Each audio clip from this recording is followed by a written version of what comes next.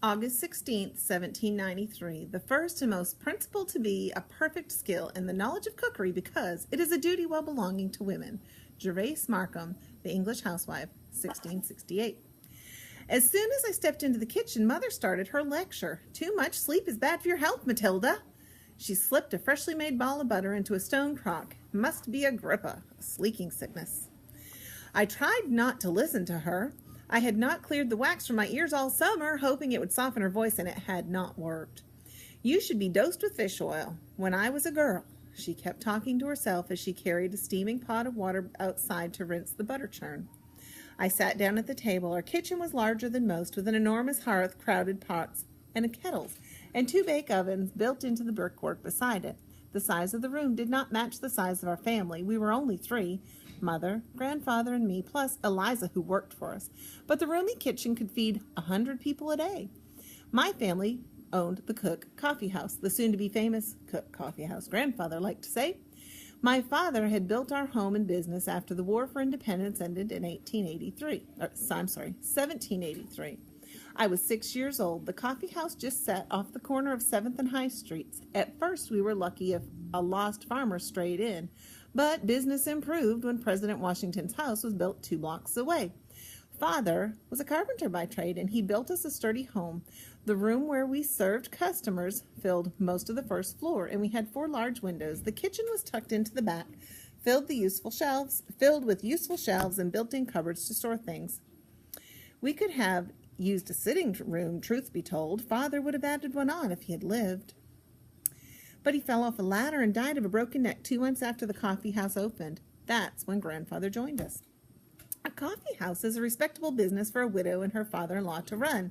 Mother refused to serve spirits, and she allowed card games and a small bit of gambling as long as she didn't have to see it. By midday, the front room was usually crowded with gentlemen merchants and the politicians enjoying a cup of coffee, a bite to eat, and the news of the day. Father would have been proud. I wondered what he would have thought of me. Good morning, Eliza. Good morning, Eliza said loudly, startling me. I thought you were going to sleep the day away. Have you eaten? She set a sack of coffee beans on the table. I'm starving, I said, clutching my stomach. As usual, she said with a smile. Let me get you something quick. Eliza was the coffee house cook, and Mother couldn't prepare a meal fit for pigs. I found this amusing, considering our last name was Cook. In a manner, though, it was serious. If not for Eliza's fine victuals and the hungry customers who paid to eat them, we would have been in the streets long ago. Mother's family had washed their hands of her when she ran off to marry a carpenter, a tradesman. The horror! When she was but 17. So we were very fond of Eliza.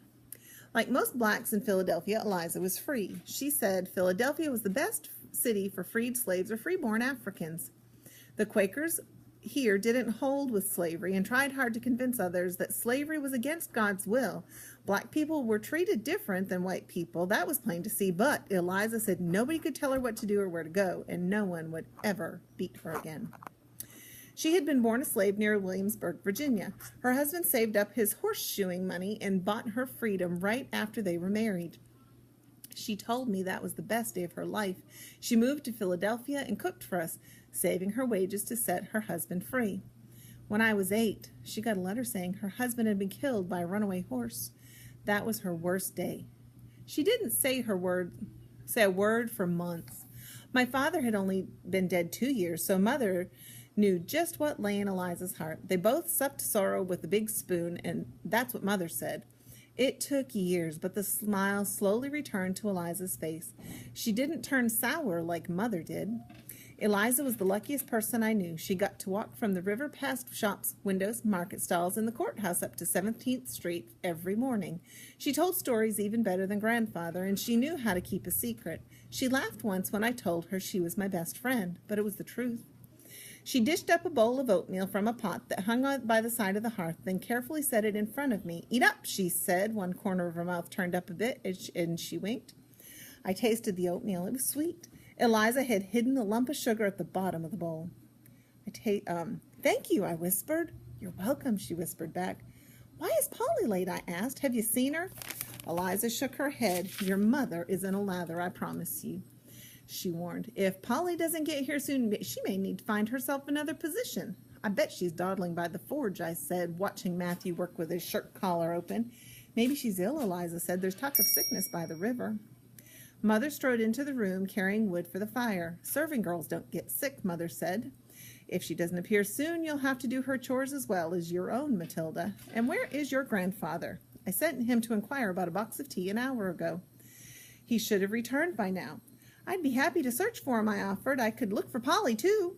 Mother added wood to the fire, poking the logs until the flames jumped. The delicate tip of her shoe tapped impatiently. No, I'll go. If father comes back, don't let him leave. And Matilda, see to the garden. She quickly tied a bonnet under her chin and left the back door, closing behind her with the sharp sound of a musket shot. Well, said Eliza, that's it then. Here, have some veal and cornbread. Seems like you've got a long day ahead of you. After she cut me 2 slices of cold veal and a thick piece of fresh cornbread, Eliza started to make gingerbread, one of her specialties. Nutmeg and cinnamon perfumed the air as she ground the spices with a pestle. If not for the heat, I would have stayed in the kitchen for an eternity. The house was silent except for the popping of the apple wood in the fire and the tall clock ticking in the front room. I took a sip off the half-filled mug on the table. Oh, it's coffee. Black coffee, bitter as medicine. How can you drink this? I asked Eliza. It tastes better if you don't steal it, she answered. She took the cup from my hands. Pour your own and leave mine be. Are we out of cider? I asked. I could get some at the marketplace. Oh, no, Eliza said. You stay right here. Your mother needs your help, and that poor garden is like to expire. It is time that you haul some water, little Maddie. Little Maddie, indeed. Another month and I'd be almost as tall as Eliza. I hated to be called little. I sighed loudly, put my dishes in the wash tub, and tucked my hair into a mob cap.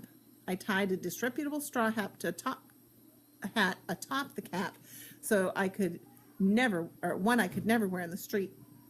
I snatched a bite of dough from Eliza's bowl before I ran outside. The garden measured 50 paces up one side and 20 along the other, but after 6 weeks of drought it seemed as long and as wide as a city block, filled with thousands of drooping plants crying for help. I dropped the bucket into the well to fill it with water, and then I turned the handle to bring it back up again. Little Maddie, indeed. I was big enough to be ordered around like an unpaid servant, big enough for Mother to grumble about finding me a husband. I carried the water to the potato patch, and I poured it out too fast, big enough to plan for the day when I would no longer live here. If I was going to work as hard as a mule, it might as well be for my own benefit. I was going to travel to France and bring back fabric and combs and jewelry that the ladies of Philadelphia would swoon over. And that was just for the dry goods store. I wanted to own an entire city block, a proper restaurant, an apothecary, maybe a school or a hatter shop. Grandfather said I was the daughter of liberty, a real American girl. I could steer my own ship no matter what. No one would call me little Maddie. They would call me ma'am. Dash it all, I had watered a row of weeds, and as I returned to the well, Mother came through the garden gate. Where's Polly? I asked, and I dropped the bucket down the well. Did you pass by the blacksmith's? I spoke with her mother, the Mistress Logan. Mother answered softly, looking at her neat rows of carrots. And I waved a mosquito away from my face. It happened quickly. Polly sewed by candlelight after dinner. Her mother repeated that over and over. She sewed by candlelight after dinner, and then she collapsed. I released the handle of and the bucket splashed. A distant sound. Matilda, Polly's dead.